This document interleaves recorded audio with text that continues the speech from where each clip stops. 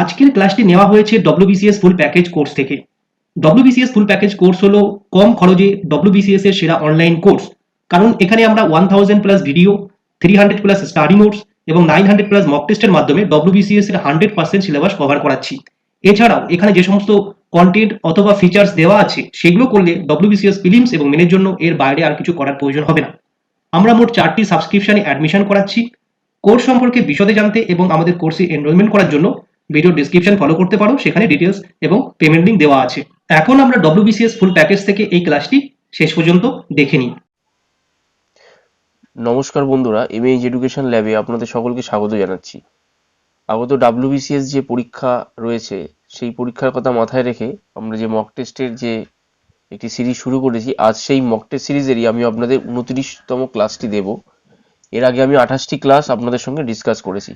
এই 29তম অংশ আমি আরো গুরুত্বপূর্ণ কিছু বিষয় আলোচনা করব, যেগুলো আগত বিসিএস ক্লার্কশিপ এবং যেখানে যেসব পরীক্ষায় অবজেক্টিভ জেনারেল ইংলিশ থাকে সেখানে ওই কোশ্চেনগুলো কিন্তু খুবই গুরুত্বপূর্ণ। চলুন বন্ধুরা, আমরা শুরু করি আজকে আমাদের এই 29তম মক টেস্ট ক্লাসটি।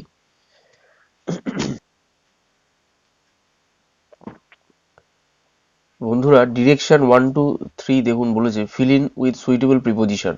1 নম্বরটি দেখুন, বলেছে the girl ran dash the field when she saw her father after long time।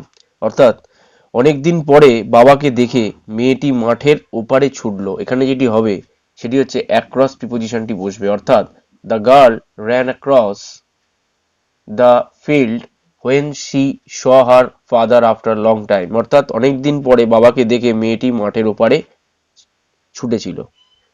2 নম্বরটি দেখুন, বলেছে the colour of the walls in my room has faded dash. এখানে যেটি হবে সেটা হচ্ছে ফেডেড অ্যাওয়ে, অর্থাৎ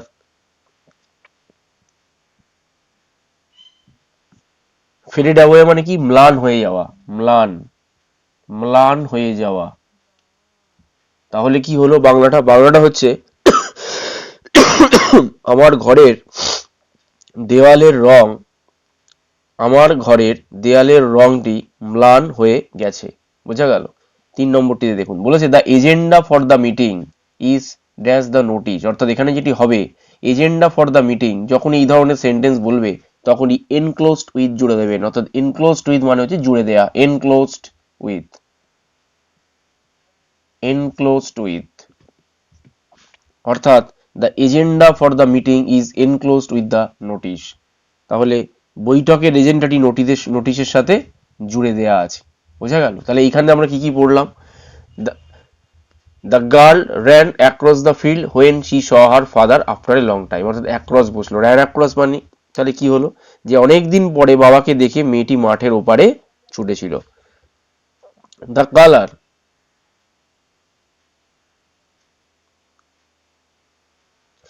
colour of the walls in my room has faded away. অর্থাৎ আমার ঘরের দেয়ালের রংটি ম্লান হয়ে গেছে। আচ্ছা, 3 number, the agenda for the meeting is enclosed with the notice. অর্থাৎ এনক্লোজড উইথ মানে হচ্ছে জুড়ে দেয়া, অর্থাৎ এই মিটিং এর জন্য যে এজেন্ডা তৈরি করা হয়েছিল সেই মানে মিটিং এর এজেন্ডাটা এই নোটিশের সাথে জুড়ে দেয়া হয়েছে। বোঝা গেল? পরবর্তী অংশগুলিতে আসুন।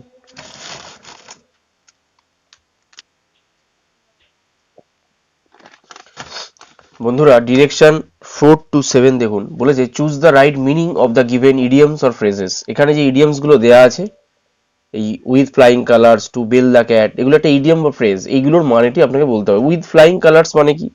মানে হচ্ছে মানে এক্সেপশনালি, অর্থাৎ কিছু ভালো করা, অর্থাৎ দেখুন এখানে অনেকগুলো অপশন আছে। কি? ফ্লাই হাই, না। ডুইং এক্সেপশনালি ওয়েল, অর্থাৎ এক্সেপশনালি ব্যতিক্রমী কিছু ভালো কিছু করা, অর্থাৎ কালারফুল এবং ওয়ার্ক ভেরি হার্ড, না। এখানে যেটি হবে, আমি কি বললাম, উইথ ফ্লাইং কালার্স মানে হচ্ছে ডুইং এক্সেপশনালি ওয়েল, এই কথাটি দেবে। যদি উইথ ফ্লাইং কালার্স আসে তাহলে সরাসরি যেটি করে দেবেন বি, অর্থাৎ ডুইং এক্সেপশনালি ওয়েল। 5 নম্বরটি দেখুন, বলেছে টু বেল দ্য ক্যাট মানে হচ্ছে ঝুঁকির মুখোমুখি হওয়া, টু ফেস দ্য রিস্ক, অর্থাৎ এখানে যেটি হবে B is the right answer. বোঝা গেল? তাহলে টু বেল দ্য ক্যাট মানে হচ্ছে টু ফেস দ্য রিস্ক, অর্থাৎ ফেসিং এনিমি হবে না। মেক ফ্রেন্ডশিপ হবে না, যেটা অনেকে করে, যেটি ভুলটি করে, এখানে কিন্তু এই অপশনটিও দেয়, ফেজিং এনিমি। এবার আমি কি বললাম, বেল দ্য ক্যাট মানে হচ্ছে যে ঝুঁকির মুখোমুখি হওয়া। এবার দেখুন, শত্রুকে ফেস করাও তো ঝুঁকির মুখোমুখি হওয়া, কিন্তু আবার দেখুন এখানে ফেস দ্য রিস্ক। সুতরাং যখন এই দুটো অপশন দিয়ে আপনাকে কনফিউজ করে দেবে, কিন্তু যাই দিক আপনি মনে রাখবেন যেখানে এই বেল দ্য ক্যাট থাকলে যে অপশনে যদি ফেস দ্য রিস্ক থাকে সেই অপশনটা একদম কারেক্ট অ্যান্সার হবে, বোঝা গেল? এবং এই অপশনটি থাকবে, আপনার চিন্তা করার কোনো ব্যাপার নেই। টু বেল দ্য ক্যাট থাকলে টু ফেস দ্য রিস্ক থাকে বা ফেস দ্য রিস্কও থাকে, বোঝা গেল? তাহলে এখানে বি হবে ইজ দ্য রাইট আনসার। পরবর্তী অংশগুলিতে আসুন।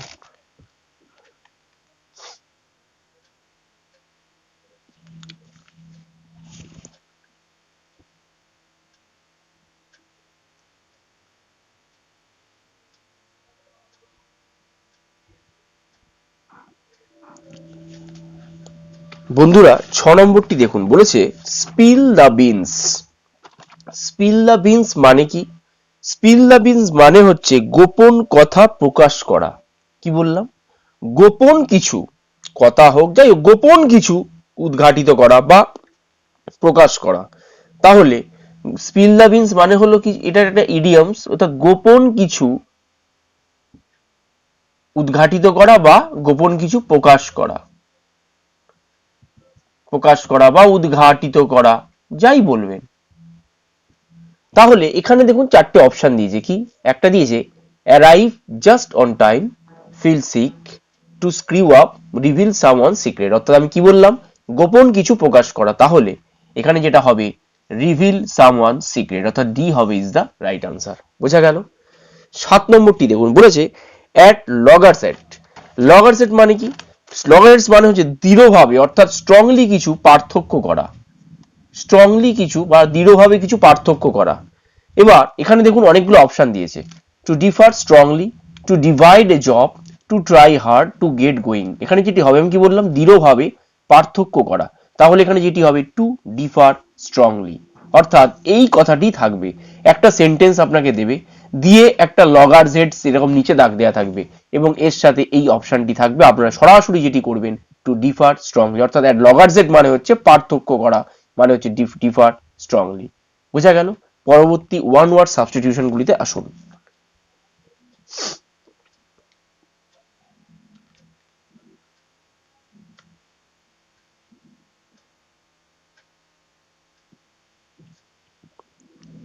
বন্ধুরা 8, 9, 10 এটা ওয়ান ওয়ার্ড দিয়েছে, তো ওয়ান ওয়ার্ড গুলো একবার দেখে নিন। বলেছে হুইচ ক্যানট বি কনকোয়ার্ড, মানে কি, যা যা জয় করা যায় না, যা জয় করা যায় না, বোঝা গেল? তাহলে যেটা জয় করা যায় না তাকে কি বলে? তাকে বলে, মনে রাখবেন, হু ক্যানট বি কি বলেছে, কনকোয়ার্ড, অর্থাৎ যাকে জয় করা যায় না। একে যেটা বলে সেটা মনে রাখবেন ইনভিনসিবল। কি বললাম? ইনভিনসিবল, অর্থাৎ বি হবে ইজ দ্য রাইট আনসার, বোঝা গেল কি বললাম? এছাড়া বাকি যেগুলো আছে সেগুলো একটু মানেগুলো জেনে নিন।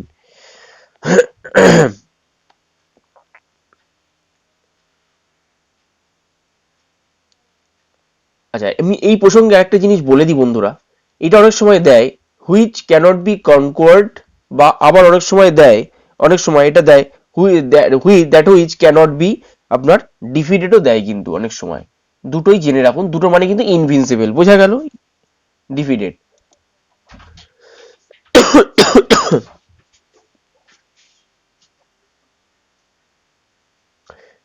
বন্ধুরা তাহলে এটা কিন্তু দুটো দিতে পারে, নয় কনকোয়ার্ড দেবে, কনকোয়ার্ড মানে জিত, আর না হলে ডিফিটেড দেবে, বোঝা গেল? দুটো, কিন্তু দুটোই যদি দেয় তার উত্তর কিন্তু হবে, এবং যদি বলে দেয় হুইচ ক্যানট বি কনকোয়ার্ড বা ডিফিটেড, যা জয় করা যায় না, তাকে কি বলে, ইনভিনসিবল, মানে অপরাজেয়, অপরাজেয় বা অজেয়, বোঝা গেল?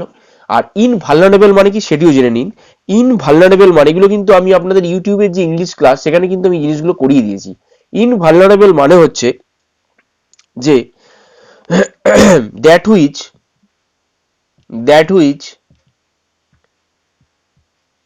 cannot be damaged মানে কি, অর্থাৎ সুরক্ষিত, যেটা ড্যামেজ মানে যেটা মানে ড্যামেজ মানে কি, মানে ক্ষতি হয়ে যাওয়া, যেটা ক্ষতি করা, যেটা ক্ষতি, মানে that which cannot be damage মানে যেটা ধ্বংস বা ক্ষতি হয় না, সেটাকে বলা হচ্ছে ইনভালনারেবল। মানে কি? সুরক্ষিত। বাংলাটা হচ্ছে সুরক্ষিত বলে, বোঝা গেল? আচ্ছা, ইনস্ক্রুটেবল। ইনস্ক্রুটেবল মানে কি? ইনস্ক্রুটেবল মানে হচ্ছে impossible to understand, impossible to understand, impossible to understand or interrupt or interpret, বোঝা গেল? PRET। কি বললাম? ইনভালনারেবল মানে হচ্ছে সুরক্ষিত, অর্থাৎ কি? That which cannot be damage, যেটা কিনা ধ্বংস করা যায় না বা কোনো ক্ষতি করা যায় না, সেটা হচ্ছে সুরক্ষিত, ইনভালনারেবল।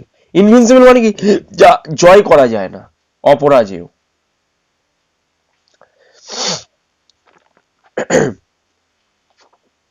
আর ইনস্ক্রুটেবল মানে কি? Impossible to understand or interpret, বোঝা গেল? আর ইনপ্রেগনেবল মানে হচ্ছে unable to be captured or broken into,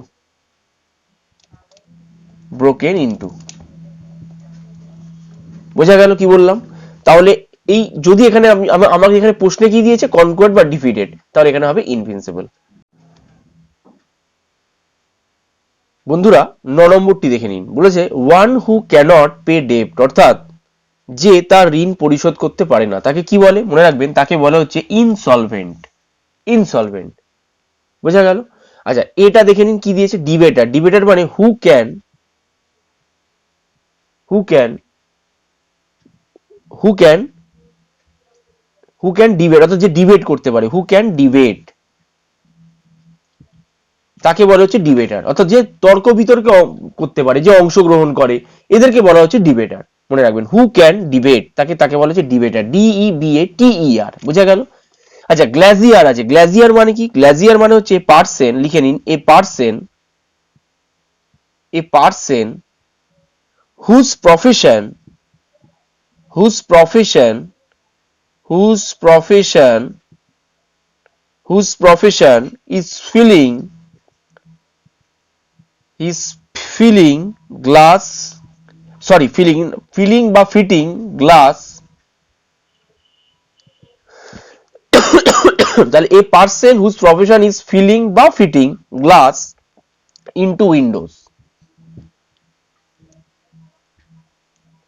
অর্থাৎ মনে রাখবেন, আমাদের যে জানলাগুলো আছে সেখানে যে কাঁচ দিয়ে যে ফিল করছে বা ফিটিং করছে, যাদের প্রফেশন, যেসব মানুষ, তাদেরকে বলা হচ্ছে গ্লাজিয়ার। আচ্ছা, ইনস্ক্রুটেবল মানে কি? যে বললাম, ইম্পসিবল টু আন্ডারস্ট্যান্ড, যেটা বোঝা যায় না, অর ইন্টারপ্রেট, সেটাকে বলা হচ্ছে ইনস্ক্রুটেবল। আর ইনসলভেন্ট মানে হু ক্যান, মানে যে ঋণ পরিশোধ করতে পারে না, তাকে বলে ইনসলভেন্ট। আচ্ছা, 10 নম্বরটি দেখুন। বলেছে অ্যাওয়ার্ড গিভেন আফটার ডেথ, অর্থাৎ মৃত্যুর পরে যে অ্যাওয়ার্ডটি দেয়া হয়, অর্থাৎ কোনো যে পুরস্কার দেয়া হয়, তাকে কি বলে? মনে রাখবেন, তাকে বলে পোস্টুমাস। পোস্টুমাস, ঠিক আছে? পোস্টুমাস বলে, অর্থাৎ C is the right answer. আর প্রেস্টিজ মানে খ্যাতি, আর এক্সোডাস মানে হচ্ছে বহির্গমন। মানে এক্সোডাস দিয়ে কিরকম দেবে আপনাকে? মনে করুন, a person who live in this country to others, এইসবের ক্ষেত্রে হয় এক্সোডাস, অর্থাৎ বহির্গমন, বোঝা গেল? পরবর্তী অংশগুলিতে আসুন। বন্ধুরা 11 থেকে 13 নম্বরটি দেখুন। বলেছে choose the right nearest in meaning of the given word. 11 নম্বরটি দেখুন। বলেছে ইন্ডাস্ট্রিয়াস। ইন্ডাস্ট্রিয়াস মানে কি? নিয়ারেস্ট ইন মিনিং মানে কিন্তু আপনাকে সিনোনিমটি বসাতে হবে, বোঝা গেল? এবার বলেছে ইন্ডাস্ট্রিয়াস। ইন্ডাস্ট্রিয়াস মানে কি? ইন্ডাস্ট্রিয়াস মানে মনে রাখবেন, ইন্ডাস্ট্রিয়াস মানে হচ্ছে যে পরিশ্রমী। পরিশ্রমী, ইন্ডাস্ট্রিয়াস মানে কি বললাম? পরিশ্রমী। তাহলে ইন্ডাস্ট্রিয়াস মানে কি? ইন্ডাস্ট্রিয়াস মানে হচ্ছে পরিশ্রমী। এবার দেখুন, এখানে অনেকগুলো অপশন দিয়েছে। এবার নিয়ারেস্ট ইন মিনিং মানে সিনোনিম বলেছে, মানে কাজ, মানে এর অ্যাকচুয়াল মানেটা আমাকে বসাতে হবে। এবার দেখুন, বলেছে এতে লেজি, বিতে স্লো, সিতে উইকেন্ড এবং ডিতে দিয়েছে ডিলিজেন্ট। লেজি মানে কি? লেজি আর স্লো একই, অর্থাৎ যে একদমই স্লো, অর্থাৎ নিস্তর বা নিথর যারা, সেগুলো লেজি বা স্লো, একই মানে। উইকেন্ড মানেও কিন্তু দুর্বল জাতীয়। আর ডিলিজেন্ট মানে হচ্ছে পরিশ্রমী। ডিলিজেন্ট মানে হচ্ছে পরিশ্রমী। তাহলে ইন্ডাস্ট্রিয়াস যদি আসে তাহলে সিনোনিম বা তার নিয়ারেস্ট মিনিংটি হয়ে যাবে ডিলিজেন্ট। বোঝা গেল? 12 নম্বরটি দেখুন বলেছে গ্যারিস। গ্যারিস মানে কি? গ্যারিস মানে হচ্ছে জাঁকালো বা চটকদার, অনেক কিছু হয়, জাঁকালো, চটকদার। হ্যাঁ, তাহলে এখানে যেটা যেমন টেস্টফুল এটা হবে না। গার্বেজ মানে কি? আবর্জনা। গাউডি মানে হচ্ছে জাঁকালো, জাঁকালো, জাঁকালো। তাহলে এখানে যেটি হবে গাউডি ইজ দ্য রাইট অ্যান্সার, অর্থাৎ গ্যারিসের সিনোনিম হবে গাউডি। এই যে আজকে যে সিনোনিম তিনটে দিলাম খুব ইম্পর্টেন্ট, পরীক্ষার সময় তো একটা যে কোনো একটা কমন পেয়ে যেতে পারেন। ইন্ডাস্ট্রিয়াস মানে পরিশ্রমী, গ্যারিস মানে গাউডি এবং প্রিভেলিং মানে, এবারে পরবর্তী 13 নম্বরটিতে প্রিভেলিং। প্রিভেলিং মানে কি? নিয়ন্ত্রক। প্রিভেলিং মানে কি? প্রিভেলিং মানে হচ্ছে নিয়ন্ত্রক হতে পারে, প্রবল ক্ষমতা সম্পন্ন হতে পারে, প্রবল ক্ষমতা সম্পন্ন হতে পারে। আমি একটাই আপনাকে মানে দিতে পারতাম, কিন্তু অনেকগুলো জেনে রাখা ভালো, কারণ কি ধরনের আপনাকে সেন্টেন্সের ওয়ার্ড দিয়ে দেবে সেটার জন্য আমি বলছি নিয়ন্ত্রক হতে পারে, তারপরে আপনার প্রবল ক্ষমতা সম্পন্ন হতে পারে, আচ্ছা, তারপরে আপনার হতে পারে ফলপ্রদ হতে পারে, ফলপ্রদ হতে পারে, আরো হয় আপনার প্রাদুর্ভূত হতে পারে। অর্থাৎ নিয়ন্ত্রক বা প্রবল ক্ষমতা সম্পন্ন, এই দুটো আপনার জেনে রাখতে হবে। এবার বাকি দেখুন হচ্ছে পপুলার। Popular implemented. ইমপ্লিমেন্টেড মানে কি? কোনো কিছু ইমপ্লিমেন্টেশন করা না, সেটা তো নিয়ন্ত্রকের সাথে যায় না। এক্সিস্টিং। এক্সিস্টিং মানে কি? বিদ্যমান। এক্সিস্টিং মানে কি? বিদ্যমান বা অধিষ্ঠিত হওয়া, বা অধিষ্ঠিত হওয়া, বিদ্যমান বা অধিষ্ঠিত হওয়া বা নিয়ন্ত্রক। তাহলে এখানে যেটা হবে existing is the right answer. Winning মানে জেতা। তাহলে প্রিভেইলিং যদি দেয় তাহলে তার সিনোনিমটি কি হয়ে যাবে? এক্সিস্টিং। এবার দেখুন এক্সিস্টিং মানে কিন্তু আমরা চিন্তা করব, এই আমি কি বলেছি বিসিএস এ এমন সিনোনিম গুলো দেবে আপনাকে যে খুব কাছাকাছি আপনি কিন্তু এর মানেগুলো পাবেন না, আপনাকে সে ভাব বুঝতে হবে। দেখুন নিয়ন্ত্রক, প্রবল ক্ষমতা সম্পন্ন, ফলপ্রদ, প্রাদুর্ভাব, এগুলো কিন্তু সবই বিদ্যমান যেটা, তারপরে যেটা অধিষ্ঠিত হওয়া, যেটা নিয়ন্ত্রিত হয়, সেগুলো কিন্তু এক্সিস্টিং এর মধ্যে পড়ে। তাহলে আপনার প্রিভেলিং এর সাথে এই এক্সিস্টিংটা কিন্তু যায়। তাহলে এই প্রিভেল এর সঙ্গে সরাসরি যেটি করে দেবেন সেটি হচ্ছে এক্সিস্টিং। আবার এক্সিস্টিং এর মানে কিন্তু নিয়ন্ত্রকও হয়, যেহেতু প্রিভেলিং মানে নিয়ন্ত্রক, তাই তার এই এক্সিস্টিংটি আমরা করলাম। বোঝা গেল? পরবর্তী অংশগুলিতে আসুন।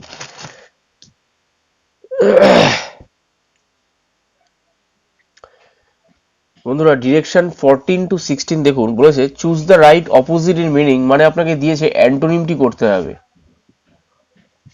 এখানে বলেছে দেখুন 14 নম্বরটিতে হারমোনি। হারমোনি মানে কি? হারমোনি মানে জেনে রাখবেন যে সমঝোতা বা কোনো চুক্তি বা এই জাতীয়, সমঝোতা কিছু বোঝালে সেটাতে হারমোনিটা বোঝায়, সমঝোতা। তাহলে সমঝোতা যেটা হয় তার সাথে দেখুন কোন কোনগুলো এখানে যেটি হয়, সমঝোতা মানে তার সঙ্গে মিল আছে। তার মানে কনকর্ড, যেখানে এখানে যেমন চারটে অপশন দিয়ে যেটা হচ্ছে কনকর্ড। কনকর্ড মানে কি? কনকর্ড মানে হচ্ছে মিল। ঠিক সেম হচ্ছে অ্যাকর্ড। অ্যাকর্ড মানে হচ্ছে সঙ্গতি বা মিল। আর ডিসকর্ড মানে কি? বিরোধ, বিরোধ। আর ইউনিসন মানে কি? ইউনিসন মানে হচ্ছে ঐক্যবদ্ধ বা ঐক্যতা। তাহলে এখানে হারমোনি মানে হচ্ছে সমঝোতা, তাহলে এর সাথে কোনটা যাবে? অপোজিট বলেছে। আপনার যদি সিনোনিম যদি বলতো তাহলে কনকর্ডও হতো, অ্যাকর্ড হতো, ইউনিসনও হতো, সব কটার সাথে যায়। কিন্তু একমাত্র ডিসকর্ড হচ্ছে বিরোধ। তাহলে এখানে যেটা অপশনটি হবে C is the right answer, এবং হারমোনির অপোজিট ওয়ার্ডটি হবে হচ্ছে ডিসকর্ড। পরবর্তীতে দেখুন হচ্ছে অ্যামেন্ডমেন্ট। অ্যামেন্ডমেন্ট খুব ইম্পর্টেন্ট। অ্যামেন্ডমেন্ট, অ্যামেন্ডমেন্ট মানে কি? কোনো সংশোধন। প্রথমে দেখুন আছে অপশনে কারেকশন। কারেকশন মানে কিন্তু সংশোধন। তাহলে অ্যামেন্ডমেন্ট এটা সিনোনিম। পোলারাইজড মানে কি? পোলারাইজড মানে হচ্ছে সমবর্তিত, সমবর্তিতা বা সমবর্তিত, অর্থাৎ এটাও কিন্তু একটা সংশোধনেরই পার্ট। তাহলে এটাও কিন্তু একটা সিনোনিম। ইমপ্রুভমেন্ট। ইমপ্রুভমেন্ট মানে কি? ইমপ্রুভমেন্ট মানে হচ্ছে উন্নতি, উন্নতি। তাহলে এটাও কিন্তু সংশোধনেরই পার্ট। ওর্সেনিং মানে কি? ওর্সেনিং মানে হচ্ছে কি? ওর্সেনিং মানে হচ্ছে খারাপ, খারাপ। তাহলে সংশোধন যেটা হয় তার মানে কোনো ভালোর জন্য হয়, তাহলে ওর্সেনিং মানে হচ্ছে খারাপ। এইভাবে মনে রাখবেন, তাহলে ডি হবে ইজ দ্য রাইট আনসার। 16 নম্বরটি দেখুন বলেছে রেসিপ্রোকাল। রেসিপ্রোকাল মানে কি? হচ্ছে বিপরীত। রেসিপ্রোকাল মানে হচ্ছে বিপরীত বা পূরক বা পারস্পরিক, অনেকগুলো হয়। এবার আপনাকে বলেছে রেসিপ্রোকালের অপোজিট। অপোজিট কি হবে? অপোজিট যেটি হবে, এখানে একটু ভুল দেয়া আছে, এটা নন রেসিপ্রোকাল হবে, এটা নন রেসিপ্রোকাল হবে। নন রেসিপ্রোকাল হবে। তাহলে এখানে দেখুন বলেছে চারটে অপশন, কি বলেছে? কমপ্লিমেন্টারি। কমপ্লিমেন্টারি মানে কি? পরিপূরক। কমপ্লিমেন্টারি মানে হচ্ছে পরিপূরক। ইকুইভ্যালেন্ট। ইকুইভ্যালেন্ট মানে কি? ইকুইভ্যালেন্ট মানে হচ্ছে সমতুল্য। আচ্ছা, কোঅর্ডিনেট মানে কি? কোঅর্ডিনেট মানে হচ্ছে তুল্য বা সমতুল্য, একই ব্যাপার, তুল্য। আর নন রেসিপ্রোকাল মানে হচ্ছে আপনার, রেসিপ্রোকাল মানে হচ্ছে বিপরীত, আর তার অপোজিট হচ্ছে নন রেসিপ্রোকাল, অর্থাৎ সি হবে ইজ দ্য রাইট আনসার। বোঝা গেল? তাহলে রেসিপ্রোকাল, নন রেসিপ্রোকাল। পরবর্তী অংশগুলিতে আসুন বন্ধুরা। 17 নম্বরটি দেখুন, 17 থেকে 21 বলেছে ফিল ইন দ্য ব্ল্যাঙ্কস। 17 নম্বরটা বলেছে army dash travelled places as curfew remain in force. অর্থাৎ এখানে যেটা হবে, কারফিউ কার্যকর থাকায় সেনাবাহিনী অস্থির জায়গায় টহল দিচ্ছে। এবার এখানে যেটা হবে, কোনো টহল দেয়া বা এই জাতীয় কারফিউ রিলেটেড যদি কোনো ওয়ার্ড থাকে কোনো সেন্টেন্সের মধ্যে, তাহলে মনে রাখবেন এখানে সবসময় যেটা হবে প্যাট্রোলিং। এখানে যদি আর্মির জায়গায় পুলিশও দিত তাহলেও কিন্তু এখানে প্যাট্রোলিং কথাটি হতো, এবং এই কথাটা আমরা ইউজ করি খুব বেশি, প্যাট্রোলিং। প্যাট্রোলিং, প্যাট্রোলিং করা। বোঝা গেল? প্যাট্রোলিং মানে হচ্ছে টহল, টহল দেয়া বলে। অর্থাৎ আর্মি বা পুলিশ বা কোনো সেনাবাহিনী রিলেটেড যদি কোনো কারফিউ এই জাতীয় সেন্টেন্স থাকে, তখন সেখানে যদি এই অপশনগুলো থাকে, সেখানে আপনি সরাসরি যদি খুঁজবেন প্যাট্রোলিং কোথায় আছে, প্যাট্রোলিং মানে পুলিশ আর আর্মির ক্ষেত্রে কিন্তু এই টহল ব্যাপারটি যায়। 18 নম্বরটি দেখুন, বলেছে computer is a hard to repair as there may be hundreds of different, কি হবে এখানে দেখুন, পার্টস, অবজেক্ট, কম্পোনেন্ট, মেটেরিয়াল। এবার অনেকে যে ভুলটি করে সেটা পার্টস করে, কিন্তু না, পার্টস হচ্ছে অংশ। কম্পোনেন্ট মনে রাখবেন এখানে হবে যেটা কম্পোনেন্টস। কম্পোনেন্ট মানে হচ্ছে উপাদান। কম্পোনেন্টস মানে হচ্ছে উপাদান, অর্থাৎ একটি কম্পিউটার মেরামত করা শক্ত, কারণ এখানে শত শত বিভিন্ন উপাদান থাকতে পারে। এই উপাদান কেন? মনে রাখবেন কম্পোনেন্ট হচ্ছে এমন একটা ওয়ার্ড যেটা কোনো ভেহিকেল, কোনো মেশিনের পার্ট, মেশিন বা কোনো ভেহিকেলের পার্টের সাথে যায়।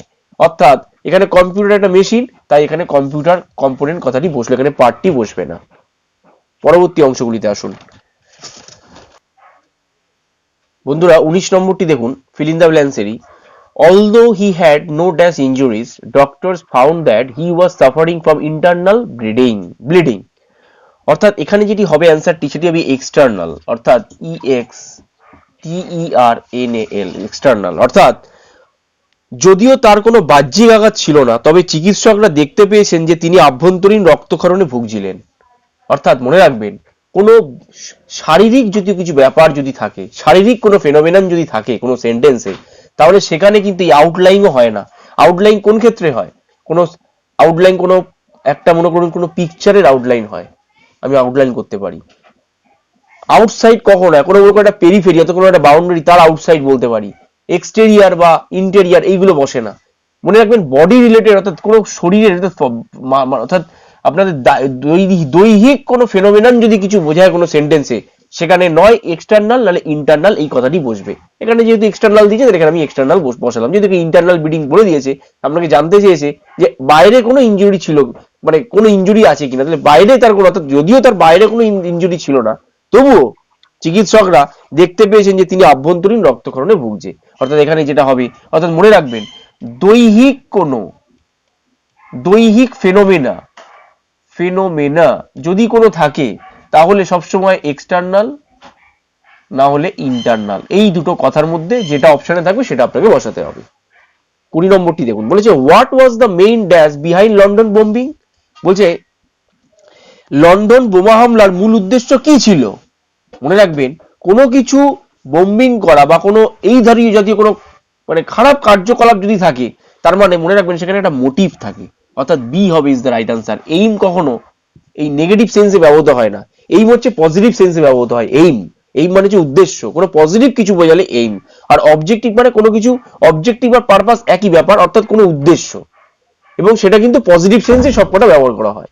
এবার অবজেক্টিভের একটা ব্যাপার আছে, অবজেক্টিভ কি, অবজেক্টিভ কিন্তু পজিটিভও হতে পারে আবার নেগেটিভও হতে পারে, বোধ হতে পারে, কিন্তু মোটিভ হচ্ছে নেগেটিভ সেন্স। যেমন এখানে বলেছে what was the main dash behind the London বোমিং, এই জাতীয় সেন্টেন্স যদি দেয় আপনাকে সরাসরি যেটি করতে হবে মোটিভ।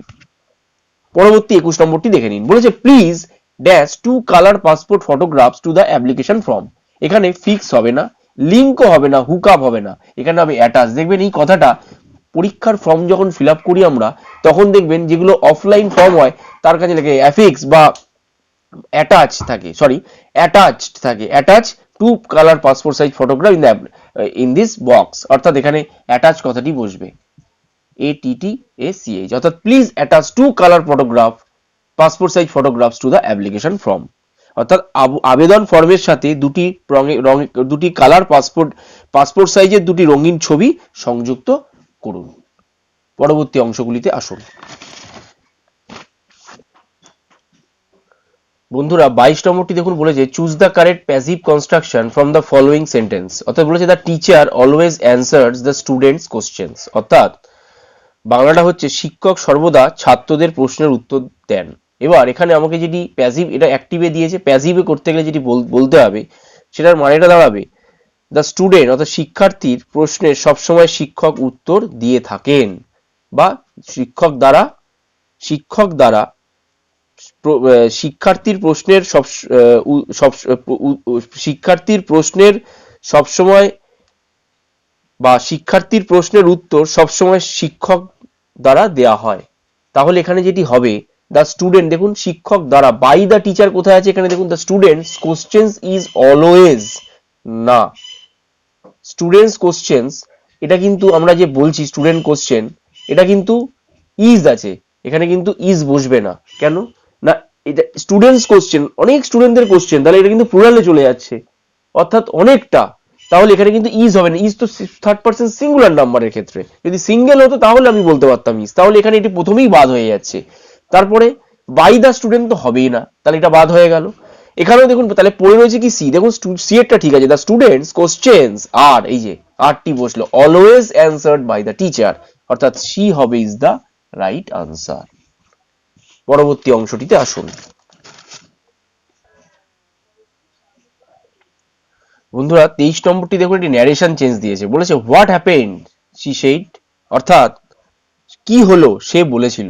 তাহলে এটা আমি যখন ন্যারেশন চেঞ্জ ইনডাইরেক্ট স্পিচে বলবো, তাহলে এটা আমি কি বলবো, তিনি জিজ্ঞাসা করলেন কি হয়েছে, তাহলে সি আস্কড, সে জিজ্ঞাসা করছে, তাহলে জিজ্ঞাসা করা হবে আস্কড। এবার হোয়াট, এখানে কি, এখানে একটা ভার্ব আনতে হবে, কি ভার্ব, দেখুন এখানে কিন্তু এটা সেইড, অর্থাৎ পাস্ট টেন্সে দিয়েছে, তাহলে আমাকে কি করতে হবে, হ্যাড আনতে হবে, অর্থাৎ she asked what had happened, অর্থাৎ সি হবে is the right answer. Happening হবে না, এখানে হ্যাপেন্ড হবে, হোয়াট হ্যাড হ্যাপেন্ড, অর্থাৎ তিনি জিজ্ঞাসা করলেন কি হয়েছে। তাহলে এটা ডাইরেক্ট স্পিচে দিয়েছে, আমাকে এটা কি করতে হলো, ইনডাইরেক্ট স্পিচে করতে হলো। তাহলে এটি আমাকে দিয়েছিল যে কি হয়েছে সে, বা কি হলো সে বলেছিল, তাহলে এটা আমাকে সে জিজ্ঞাসা করছে, তার মানে আস্কড হবে। তাহলে প্রথমে দেখুন হি কোশ্চেন, না এটি হবে না, যেহেতু এখানে কোশ্চেন চিহ্ন দেওয়া আছে বলে এখানে কিন্তু অনেকেই যেটি করবে, এই যে হি সি কোশ্চেন করলো, কিন্তু না, ভাবটা আপনাকে বুঝতে হবে কি, সে হোয়াট হ্যাপেন্ড, আমি বলি হয় যে কি হলো, সে বললো কি হলো, তার মানে জিজ্ঞাসা চাইছি কি হলো, মানে কোশ্চেন বোধক চিহ্নই বলবে, কিন্তু কি হলো মানে জানতে চাইছি কি জিজ্ঞাসা করা। তাহলে এখানে যেটি হবে, দেখুন এখানে হোয়াট হ্যাপেন্ড শুধু দেওয়া আছে, কিন্তু আমাকে ভার্ব আনতে হবে। এবার ভার্ব আনতে গেলে আমাকে কি করতে হবে, দেখুন এখানে ওয়াজ হ্যাপেনিং হবে না, কেননা এটা ওয়াজ হ্যাপেনিংটা এটা কন্টিনিউয়াসে হয়ে যাচ্ছে, আমাকে পাস্ট পারফেক্টে আমাকে আনতে হবে। তাহলে এটাকে আমাকে কি করতে হবে, she asked that, she asked what had happened, অর্থাৎ হ্যাড আমাকে আনতে হলো, যে বসলো হ্যাড, তারপরে ভার্বের থার্ড থার্ড ফর্মটা বসলো হ্যাপেন্ড, বোঝা গেল। তাহলে সি হবে ইজ দ্য রাইট আনসার। পরবর্তী অংশগুলিতে আসুন।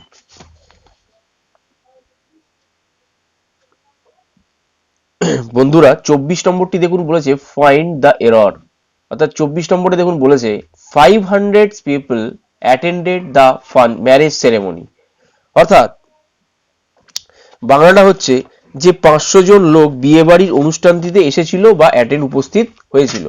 মনে রাখবেন এখানে ভুল কোথায় আছে, এখানে ভুল আছে হান্ড্রেডসে, অর্থাৎ এতে ভুলটা আছে। কি ভুল, এখানে এসটি কেটে যাবে, এখানে হবে শুধু 500, ভালো করে বুঝে নেবেন, এখানে শুধু 500 হবে। আচ্ছা কেন আমি এটি করলাম, একটি নিয়ম লিখে নিন, যদি 100, যদি 1000, যদি মিলিয়ন, যদি ডজেন, যদি স্কোর, এই ওয়ার্ডগুলো থাকে এবং অবশ্যই তার আগে যদি কোনো সংখ্যা দেয়া থাকে, তাহলে এইটা প্লুরাল না সিঙ্গুলার ফর্মে বসবে। কি বললাম বোঝা গেল? আর যদি এইটার আগে কোনো সংখ্যাই যদি দেয়া না থাকে, শুধু মনে করুন 100 দেয়া আছে, তাহলে হান্ড্রেডস বসবে। কি বললাম বোঝা গেল? এখানে হান্ড্রেডস আছে মানে 500s। আমি কি বলেছি? 100, 1000, মিলিয়ন, ডজেন এবং স্কোর। এর আগে যদি কোনো সংখ্যা দেয়া থাকে, কি বললাম? যদি কোনো নাম্বার দেয়া থাকে এর আগে, তাহলে এগুলোর সিঙ্গুলার ফর্মেই বসবে। যেমন 500 বসলো, এস বসবে না। আর যদি এর আগে কোনো সংখ্যাই দেয়া না থাকে, যেমন মনে করুন দিল 100 of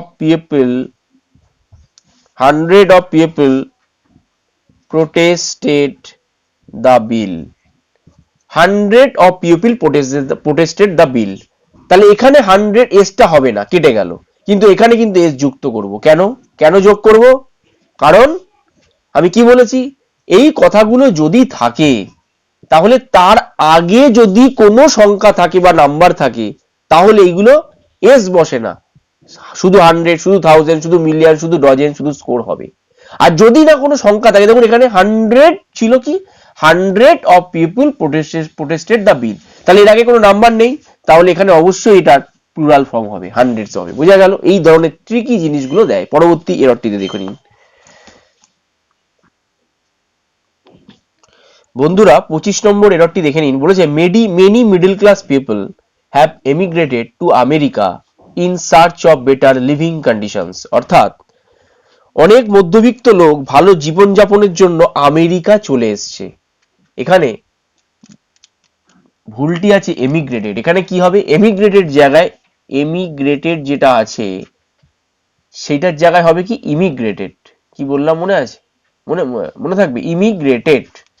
অর্থাৎ মনে রাখবেন, যদি এখানে কথাটা এমন কি বলেছে, অনেক মধ্যবিত্ত লোক ভালো জীবনযাপনের জন্য আমেরিকা চলে এসছে, তার মানে কি আমেরিকায় চলে এসছে, তার মানে ইমিগ্রেশন হয়েছে। আর যদি এখানে বলতো যে ভারত ছেড়ে চলে গেছে আমেরিকায়, ফ্রম ইন্ডিয়া টু আমেরিকা কথাটা বলতো, তাহলে এখানে এমিগ্রেটেডটা ঠিকই ছিল। যদি ইন্ডিয়া থেকে, মনে করুন এটা ইন্ডিয়া আর এটা আমেরিকা, যদি ইন্ডিয়া কথাটা উল্লেখ করে দিত, তাহলে এমিগ্রেটেডটা ঠিক হতো। কিন্তু সেন্সটা এমন ভাবে দিয়েছে, আপনার মনে হবে যে ইন্ডিয়াতে, কিন্তু আপনাকে তো ইন্ডিয়া তো বলে দেয়নি, বলেছে আমেরিকায় চলে এসেছে, তার মানে কি আমেরিকায় ঢুকছে, তার মানে ইন্ডিয়ার কথা বলেনি, এটা ভুলে যান। তাহলে যেটা ঢুকে গেছে তার মানে সেটা ইমিগ্রেট হবে। তাহলে ইমিগ্রেটেড জায়গায় এখানে কি হবে? ইমিগ্রেটেড। বোঝা গেল? তাহলে বি তে ভুলটি আছে। বন্ধুরা, যদি ক্লাসটি ভালো লেগে থাকে অবশ্যই কমেন্ট বক্সে কমেন্ট করে জানাবেন। যদি কোনো অসুবিধা থাকে সেটিও জানাতে ভুলবেন না। আর পরবর্তী ক্লাসে আমি আরো এরকম 25টি কোশ্চেন নিয়ে গুরুত্বপূর্ণ হাজির হব। তো এতক্ষণ ক্লাসটি দেখার জন্য ধন্যবাদ।